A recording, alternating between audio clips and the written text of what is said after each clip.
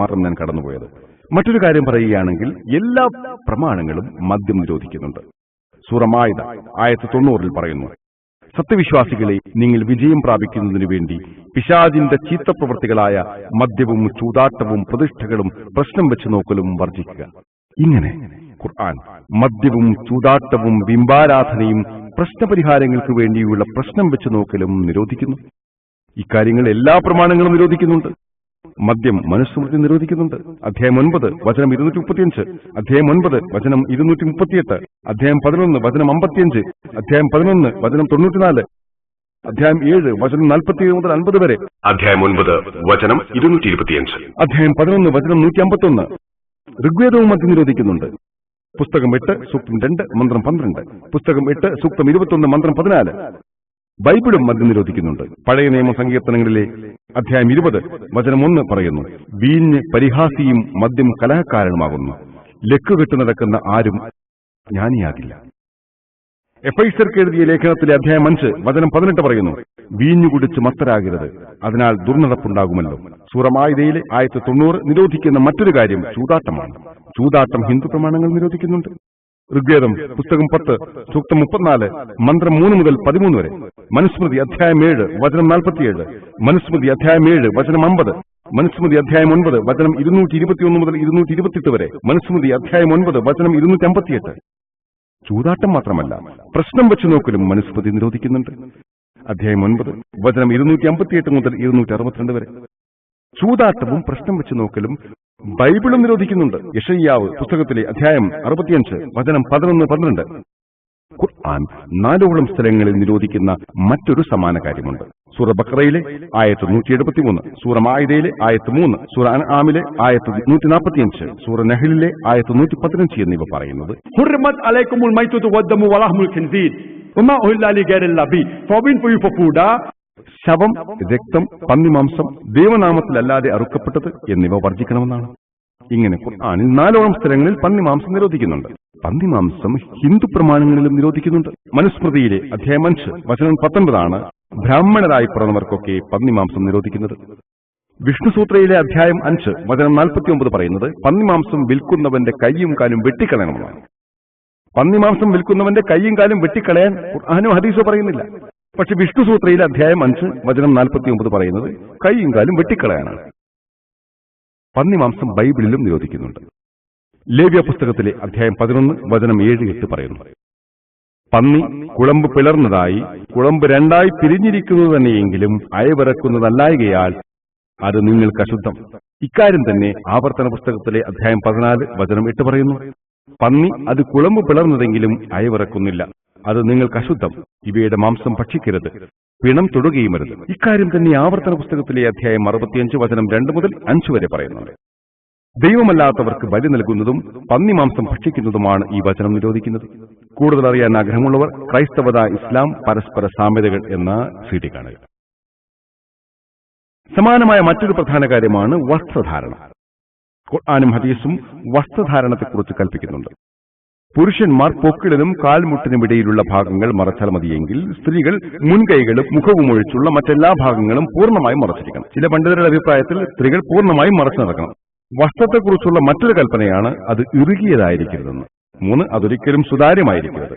4 അത് അന്യരെ ആകർഷിക്കുന്ന തരത്തിൽ അലങ്കരിച്ചതാവരുത്. 5 അത് ദൈവനിഷേധികളെ അനുകരിക്കുന്നതാവരുത്. 6 നഗ്നത പ്രദർശിപ്പിക്കുന്നതുമാവരുത്. വസ്ത്രത്തെക്കുറിച്ച് ഇത്തരം നിയമങ്ങൾ തന്നെയാണ് ഹിന്ദു പ്രമാണങ്ങളിലും കാണുന്നത്. ഋഗ്വേദം പുസ്തകം 8 സൂക്തം 33 മന്ത്രം 19 പറയുന്നത്, സ്ത്രീ പുരുഷന്മാർ പരസ്പരം ശരീരത്തിലേക്ക് നോക്കാതെ കാൽപാദത്തിലേക്ക് മാത്രം നോക്കാനാണ്.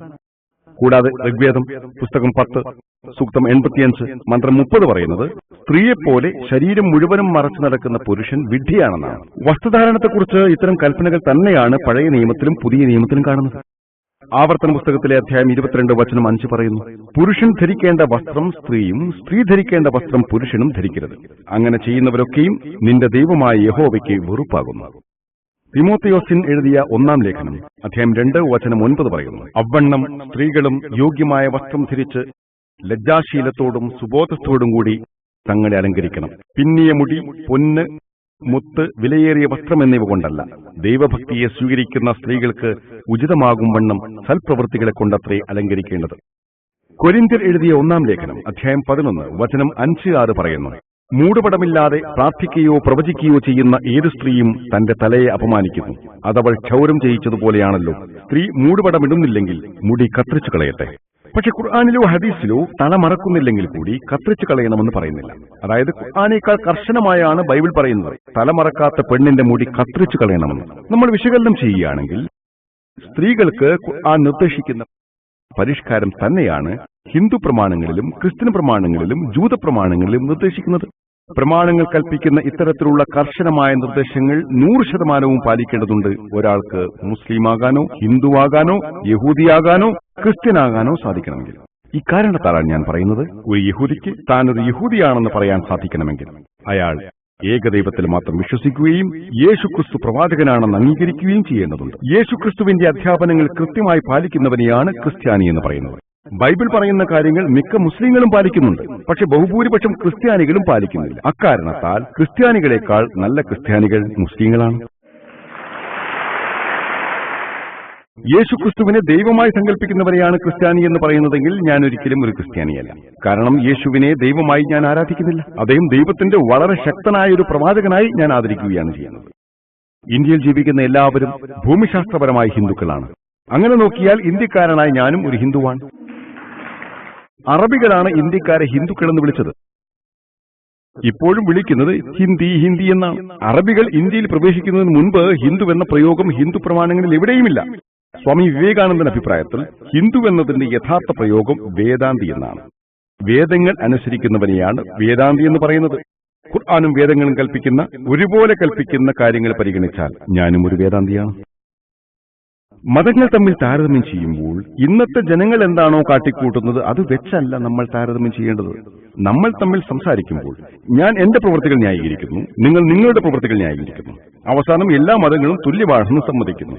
രാമനായാലും അല്ലാഹു ആയാലും യേശുവായാലും തുല്യമാണെന്ന് പറയുന്നു. പക്ഷെ ഇങ്ങനെ ഒരു കാര്യം ഒരു പ്രമാണത്തിലും പറഞ്ഞിട്ടില്ല. നമ്മൾ ചെയ്യേണ്ടത് പ്രമാണങ്ങൾ പറഞ്ഞത് എന്താണെന്ന് പഠിക്കുകയാണ്. ഇന്ത്യയിലെ വ്യത്യസ്ത മതങ്ങളെക്കുറിച്ച് ഞാൻ സംസാരിക്കുന്നു. ഒരുപാട് മതങ്ങളെ ഉൾക്കൊള്ളുന്ന ഒരു രാജ്യമാണ് ഇന്ത്യ.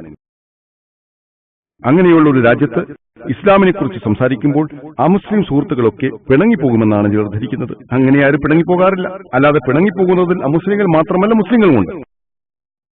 ഒരു ഉദാഹരണം നമുക്ക് പരിശോധിക്കാം. അക്കാര്യം സൈഫുദ്ദീൻ ഇവിടെ പറഞ്ഞു കഴിഞ്ഞതാണ്. ഇന്ത്യൻ എക്സ്പ്രസ് ഇന്ത്യയിലെ ശക്തരായ 100 വ്യക്തികൾ എന്ന പേരിൽ ഒരു സപ്ലിമെന്ററി